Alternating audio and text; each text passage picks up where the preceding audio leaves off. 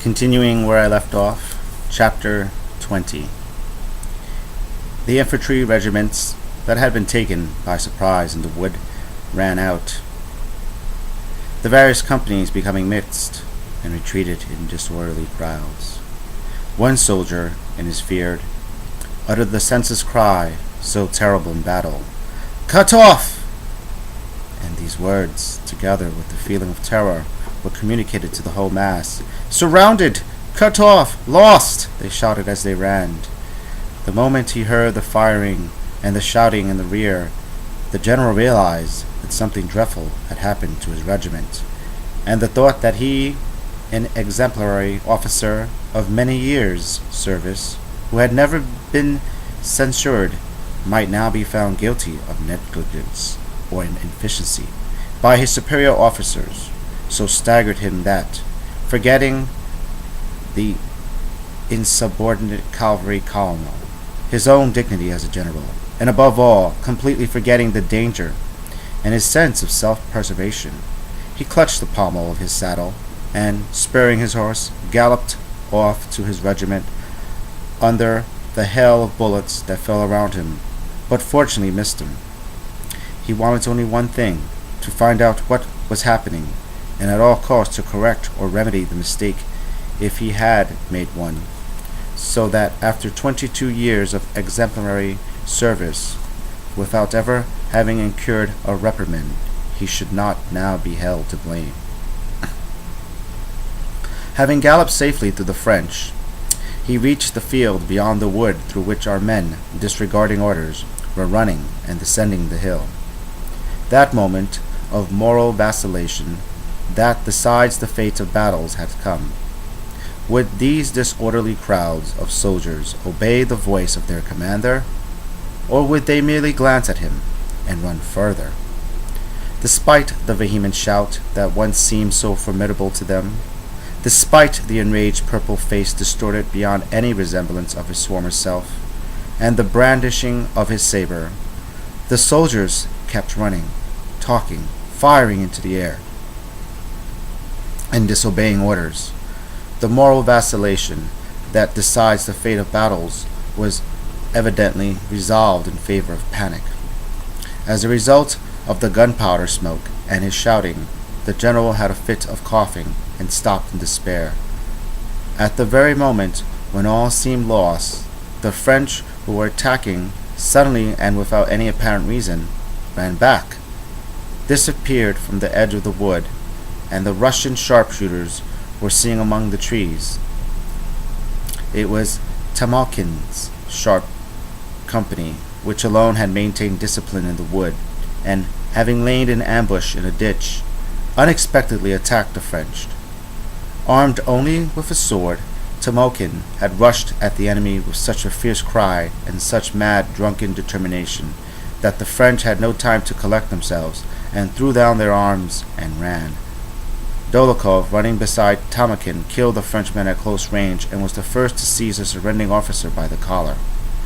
Our fugitives returned, the battalions were formed, and the French, who had almost split our left flank in two, for the moment were driven back. Our reserve units were able to join up, and the runaways were stopped. The regimental commander was standing with Major Ekonomov at the bridge, letting the retreating companies pass, when a soldier came up, caught hold of his stirrup, and all but leaned against him. The man was wearing a bluish coat of fine cloth, but had no knapsack or shako. His head was bandaged, and over his shoulder was slung a French cartridge case. He had an officer's sword in his hand.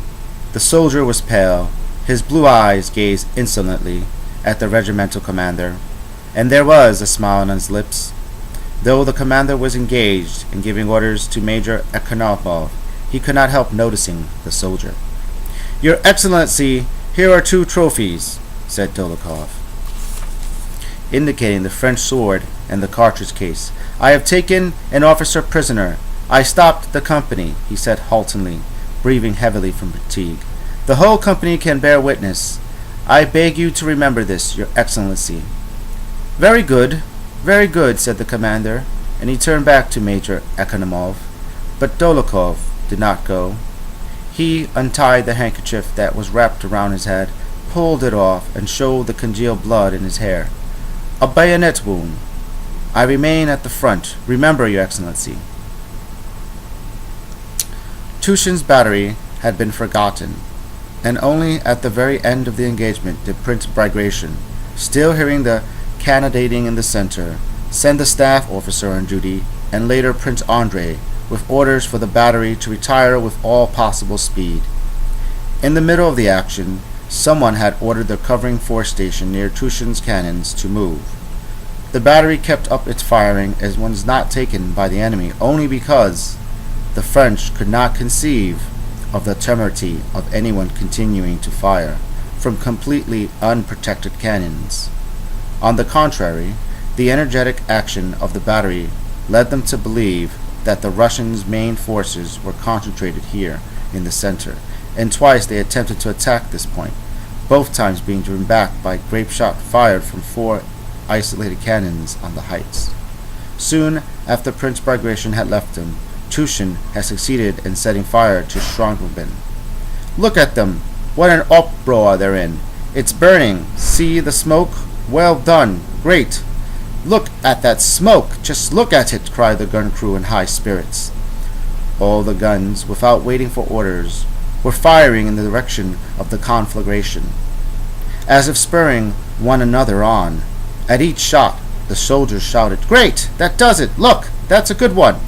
The fire, fanned by the wind, was rapidly spreading. The French columns that had advanced beyond the village turned back, but as if to retaliate for this mishap, they set up 10 guns to the right of the village and commenced firing them at Tushin's battery. In their childish glee, aroused by fire and their luck in successfully cannonading the French, our artillerymen noticed this battery only when 2 cannonballs, immediately followed by 4 more, dropped among our guns, one failing 2 horses and another tearing off the leg of a munitions wagon driver. One roused, however, their spirits did not flag but only changed character. The horses were replaced by others from a reserve gun carriage. The wounded were carried away, and the 4 cannons were turned against the 10-gun battery. Another officer, Tushin's comrade, had been killed at the beginning of the engagement, and within an hour 17 of the 40 men in the crew were disabled. But the artillerymen were still as cheerful and high-spirited as ever. Twice they noticed the French appearing below, close to them, and they fired grape shot at them. Little Tushin, with his weak, clumsy movements, were continually asking his orderly to give him another pipeful on that one, as he said, and then scattering sparks from it as he ran forward. He shaded his eyes with his small hand and peered down at the French. "Smash 'em, lads!" he kept saying, seizing the guns by the wheels and repositioning them himself. Amid the smoke, deafened by the incessant reports, every one of which made him jump, and never without his short pipe in his mouth, Tushin ran from one gun to another, now aiming off, now counting the charges, now arranging for replacing dead or wounded horses, and harnessing fresh ones, and shouting in his weak, high-pitched, irresolute voice. His face grew more and more animated. Only when a man was killed or wounded did he turn away, scowling and shouting angrily at the men, who, as always, were hesitant about lifting the wounded or the dead. The soldiers, for the most part, handsome fellows, and as usual in the artillery company, a head and shoulders taller than their officers, and twice as broad, and all looked at their commander like children in a difficult situation, and the expression on his face was invariably reflecting in theirs. Owing to the horrible din and the necessity for application activity, Tushin experienced not the slightest disagreeable sense of fear, and the thought that he might be killed or seriously wounded did not enter his head. On the contrary, he became more and more elated. It seemed to him that it was a very long time ago, yesterday perhaps, that he had first seen the enemy and fired the first shot, and that the small crap of land on which he stood was his long familiar native place. Although he remembered everything, considered everything, did everything, the very best of officers could have done in his position. He was in a state resembling a feverish delirium or intoxication. From the deafening sounds of his own guns, and the whistle and thud of enemy shells, from the sight of the flushed, perspiring faces of the crew bustling around the guns, from the blood of men and horses, from the puffs of smoke on the enemy side, every one of which was followed by cannon ball flying over and striking earth, a man, a gun, or a horse.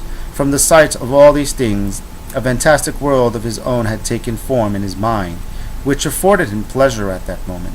The enemy's guns, in his fancy, were not cannons, but pipes from which an occasional put-off of smoke was blown by an unseen smoker. "There, he's puffing again," he murmured to himself, as a cloud of smoke curled down the hill and was borne off to the left like a ribbon in the wind. "Now, for the cannonball, then we'll send it back." "What is it, your honor?" asked an artilleryman standing near, who heard him muttering. "Nothing. A shell," he answered. "Come on now. Matevna," he said to himself. Matevna was the name of his fancy give to the end gun, a big cannon cast in an old mold. The French swarming around their guns seemed to be ants. In that world, the handsome drunkard, number one gunner of the second gun crew, was uncle. Tushin looked at him more often than any of the others, delighting in his every movement. The sound of musketry at the foot of the hill, now dying away, now increasing, seemed like someone's breathing. He listened intently to the ebb and flow of these sounds. "Ah, she's starting to breathing again," he said to himself. He imagined himself to be an enormously tall, powerful man, who was hurling cannonballs at the French with both hands. "Now, Matvina, old girl, don't let me down," he said, walking away from the gun as a strange, unfamiliar voice rang out above him. "Captain Tushin! Captain!" Tushin looked around in dismay. It was the staff officer, who had turned him out of the canteen tent at Grunt. He was shouting breathlessly. "What's the matter? Have you gone out of your mind? Twice you've been ordered to retreat, and you— Why are they down on me?" thought Tushin, with an intimidated glance at his superior officer. "I didn't," he muttered, pressing two fingers to the peak of his cap.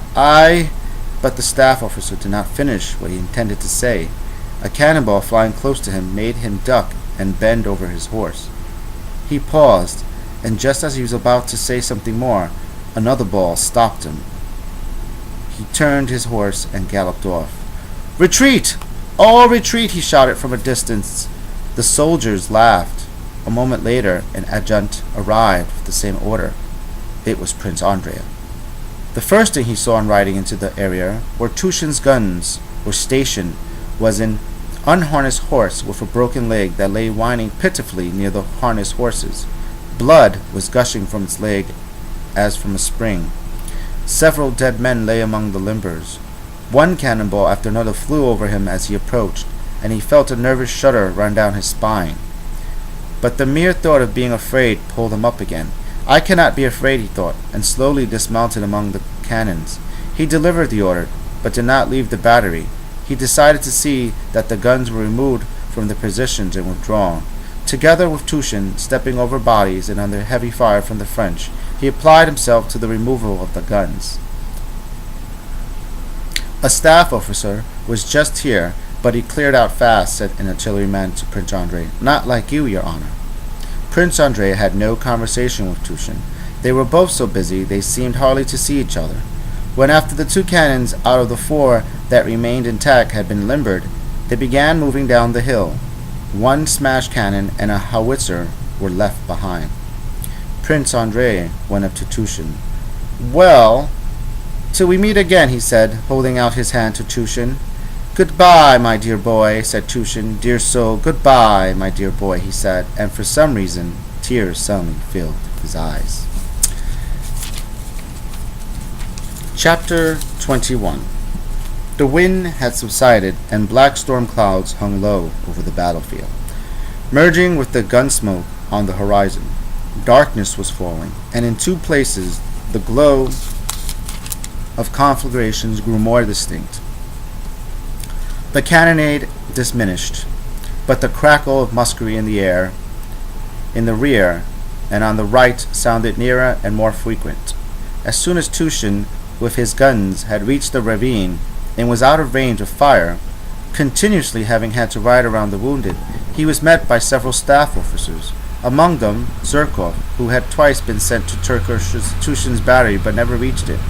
Interrupting one another, they all began to transmit orders or to give orders of their own, telling how and where to proceed, reproaching and reprimanding him. Tushin gave no orders, but rode behind on his artillery nag, afraid to speak because at every word he felt on the verge of tears. Though orders were given to abandon the wounded, many of them dragged themselves after their troops and begged for seats and gun carriages. The dashing infantry officer, who had run out of Tushin's hut before the battle was laid on Matvina's carriage with a bullet in his stomach. At the foot of a hill, a pale hussar cadet, supporting one arm with another, came up to Tushin and asked for a seat.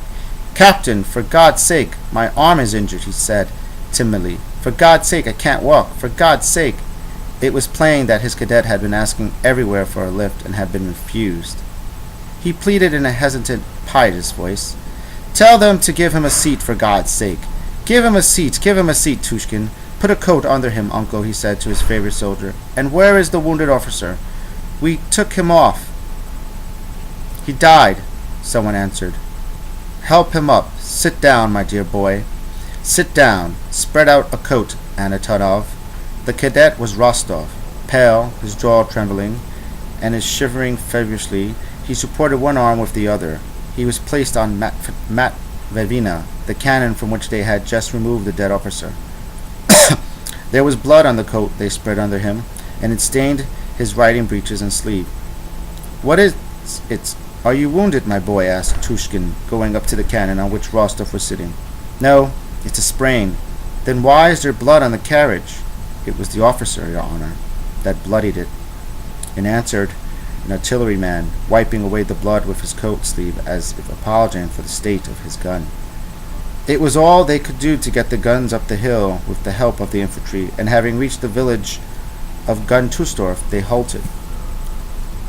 It had grown so dark that one could not distinguish the soldiers' uniforms 10 paces off.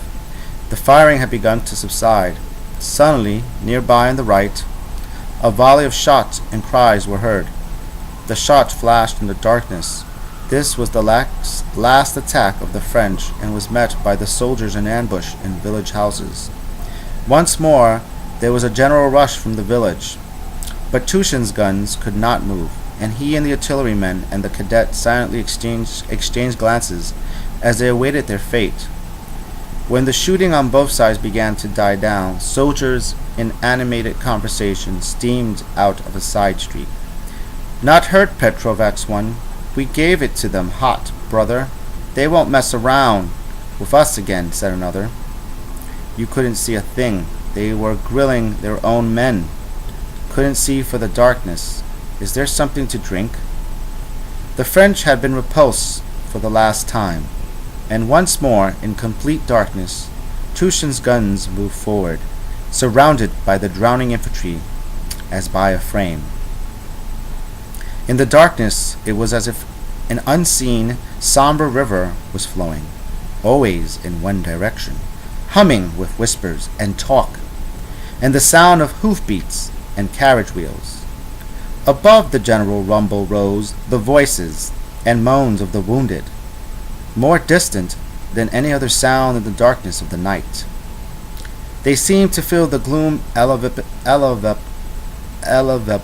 the army. The moaning and the darkness were as one. After a while, the moving mass became excited. Someone on a white horse, followed by a suite, rode by, saying something as he passed. What did he say? Where to now? Are we going to halt? Did he thank us? Eager questions were heard on all sides, and the whole moving mass pressed forward on itself. Those in front seemed to have halted, and the report spread that they were ordered to halt. All stopped where they were in the middle of the muddy road. Fires were lighted, and the talk grew louder. Captain Tushkin, after giving orders to his company, sent one soldier to find a dressing station or a doctor for the cadet, and sat down by a fire his men had built on the road. Rostov too dragged himself to the fire. His whole body shivered feverishly from pain, cold, and damp. He was overcome by drowsiness, but was kept from sleeping by the excruciating pain in his arm, for which he could find no comfortable position. He kept closing his eyes and opening them again,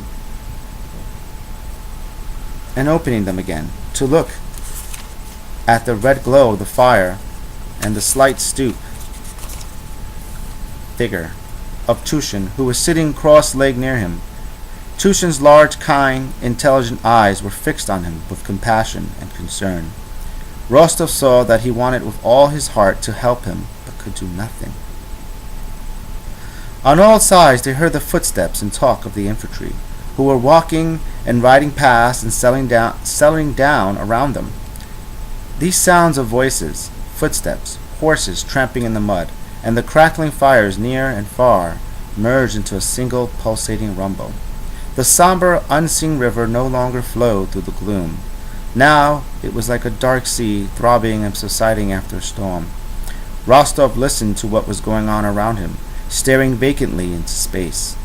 An infantryman came up to the fire, squatted on his heels, and holding out his hands to the blaze, turned his face away. "You don't mind, Your Honor?" he asked, addressing Tushkin uncertainly. "I got separated from my company, Your Honor. I don't even know where. Bad luck." An infantry officer with a bandaged cheek came up to the fire at the same time and asked Tushin to have the guns move slightly to let a wagon pass. After he had gone, two soldiers rushed up to the fire. They were swearing and fighting desperately over a boot that each was trying to wrest from the other. "What do you mean you picked it up? You won't get away with that," shouted one of them hoarsely. Then a thin, pale soldier, his neck bandaged with blood-stained leg wrapper, came up in an angry voice, asked the artilleryman for water. "Must one die like a dog?" he said. Tushkin told them to give the man some water. Next, a jolly soldier came up and begged a firebrand for the infantry. "Give us a little firebrand for the infantry." "Good luck to you, fellow countrymen. Thanks for the fire. We'll return it with interest," he said, carrying off the glowing firebrand into the darkness. When he had gone, four soldiers carrying something heavy in a greatcoat passed on fire. One of them stumbled. "Who the devil put logs on the road?" he growled. "He's dead. Why carry him?" said one of them. "Shut up!" And they vanished into the darkness with their burden. "How is it? Still aching?" Tushkin asked Rostov in a whisper. "Yes." "Your Honor, you're wanted by the general. He's in the hut there," said a gunner, coming up to Tushkin. "Coming, my boy." Tushkin got up and, buttoning his greatcoat and pulling it straight, walked away from the fire. Not far from the artilleryman's fire, in a hut that had been prepared for him, Prince Bagration sat at dinner talking with several unit commanders who had gathered at his quarters. The little old man with his half-closed eyes was there, greedily gnawing on a mutton bone. The general, who had served irreproachably for 22 years, flushed from a glass of vodka and dinner. The staff officer with the signet ring, Zherkov, glancing uneasily at everyone, and Prince Andrei, pale, with compressed lips and feverishly glittering eyes. In a corner of the hut stood a banner captured from the French, and the auditor, with the naive face, was feeling the fabric and shaking his head in perplexity, perhaps because the banner really interested him, perhaps because it was difficult for him, hungry as he was, to look at the dinner table when no place had been laid for him. The French colonel, who had been taken prisoner by dragoons, was in a neighboring hut. Our officers were flocking in to look at him. Prince Bagration was thanking the individual commanders and questioning about the details of the engagement and our losses. The general, whose regiment had been reviewed at Barnu, reported to the prince that as soon as the action had begun, he fell back from the wood, mustered the men who were cutting firewood, and after letting the French pass by him, had made a bayonet charge with 2 battalions and overrun them. When I saw, Your Excellency, that their first battalion was disorganized, I stood in the road and thought, I'll let them get through, and then meet them with the fire of a whole battalion, and that's what I did. The general had so wished to just do that, and so regretted not having succeeded in doing it, that it now seemed to him as if it had really happened. And perhaps, in fact, it had. Could one possibly make out in all confusion what did or did not happen? And in addition, I must also report, Your Excellency, he continued, remembering Dólokhov's conversation with Kutuzov and his own last meeting with him, that Private Dólokhov, who was reduced to ranks, took a French officer prisoner before my eyes and particularly distinguished himself. I witnessed the Palogrov Hussars attack, Your Excellency, Zhukov put in, uneasily glancing about him. He had seen nothing of the Hussars that day, but had only heard about them from an infantry officer. They broke up 2 squares. Several of the officers smiled at Zhurkov's words, expecting one of his usual jokes, but perceiving that what he was saying redounded to the glory of our arms and of the day. They assumed serious expressions, though many of them knew quite well that what he was saying was a lie, and had no basis in fact. Prince Bagration turned to the elderly colonel. I thank you all, gentlemen. All units behave heroically. Infantry, cavalry, and artillery. How was it that cannons were abandoned in the center? He inquired, with a searching look around the room. Prince Bagration did not ask about the guns in the left flank. He already knew that all the cannons there had been abandoned at the very beginning of the action. I think it was you I sent, he turned to the staff officer on duty. One was disabled, answered the staff officer. About the other, I don't understand. I was there the whole time giving orders, and had only just left. It's true. It's pretty hot there, he added modestly. Someone said that Captain Tushin was close by in the village, and had already been sent for.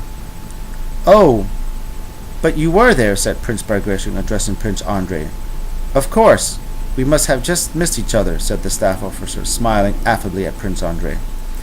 I had not the pleasure of seeing you, Prince Andrei rapped out coldly. All were silent. Tushkin appeared in the doorway. He timidly made his way out from behind the general that had crowded into the hut. Embarrassed as always at the sight of his superior officers, he did not notice the staff of the banner and stumbled over it. Several of the officers laughed.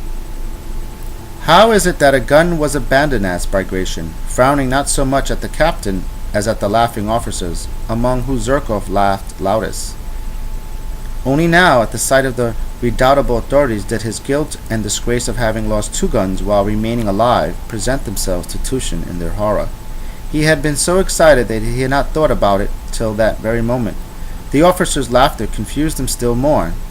He stood before Bagration, his jaw quivering, and was barely able to mumble. I don't know, Your Excellency. I hadn't the men, Your Excellency. You might have taken some men for the covering force. Tushin did not say that there had been no covering force, which was the absolute truth. He was afraid of putting some other officer in an awkward position, and silently stared in Bagration's face like a confused schoolboy looking into the eyes of an examiner. The silence lasted some time. Prince Bagration, apparently not wishing to be severe, found nothing to say. The others did not venture to intervene. Prince Andrei looked at Tushin from under his brow, and his fingers twitched nervously. Your Excellency, the silence was broken by Prince Andrei's sharp voice. You were pleased to send me to Captain Tushin's battery. I went there and found 2/3 of his men and horses killed, 2 guns destroyed, and no covering force whatsoever. Prince Bagration and Tushin looked with equal intentness at Balkowski, who spoke with suppressed emotion. And if Your Excellency will permit me to express my opinion, he continued, we owe today's success chiefly to the action of that battery and the heroic endurance of Captain Tushin and his company, sensed Prince Andrei, and without waiting for a reply, he got up and left the table. Prince Bagration looked at Tushkin, evidently reluctant to show his distrust of Balkowski's curt judgment, yet not feeling able fully to credit it, lowered his head and told Tushin that he could go. Prince Andrei went out with him. "Thanks, my dear boy, you saved me," Tushkin said to him. Prince Andrei looked at Tushkin and walked away without saying anything. He felt distressed and sad. It was all so strange, so unlike what he had expected. Who are they? Why are they here? What do they want? And when will all this end? Rostov wondered, gazing at the shifting shadows before him. The pain in his arm became even more excruciating. He was overcome with an irresistible drowsiness. Red circles danced before his eyes, and the impression of all those voices and faces and his feeling of loneliness merged with the sensation of pain. It was they, those soldiers, wounded and unwounded. It was they who were crushing and weighing upon him, twisting the sinews and scorching the flesh of his sprained arm and his shoulder. To rid himself of them, he closed his eyes. He dozed for a moment, and in a brief interview of oblivion, innumerable things appeared to him in a dream.